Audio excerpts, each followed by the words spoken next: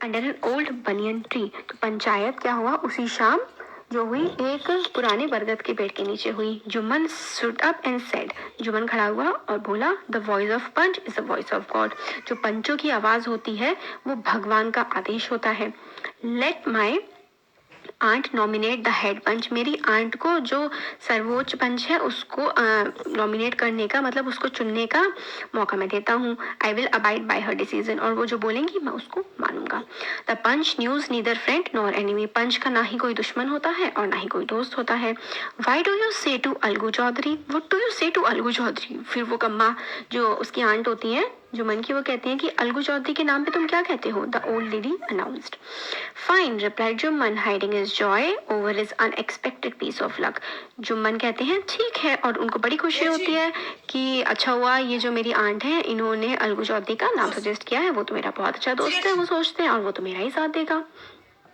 चाची you are aware of my friendship with Jumman, Algu said.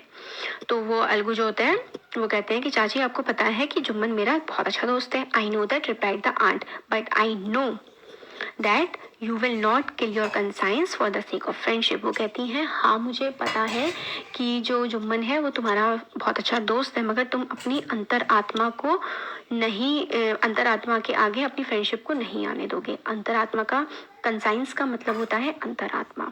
God lives in the heart of panch and his voice is the voice of God and the old lady explained her case. फिर वो आगे बोलती हैं पंचों की आवाज में भगवान वास करते हैं और जो पंच बोलते हैं वही भगवान का निर्णय होता है और वो भगवान की आवाज होती है। फिर जो आंट होती है वो अपना जो पूरा केस होता है जो जो उनके साथ हो रहा होता है वो सबको बताती हैं। Jumman Algu said you and I are old friends, your aunt is as dear to me as you. फिर जो अलगू होते हैं वो बोलते हैं कि जुम्मन तुम्हारी जो आंट है वो बिल्कुल मुझे उतनी ही प्यारी है जितनी तुम्हें प्यारी है।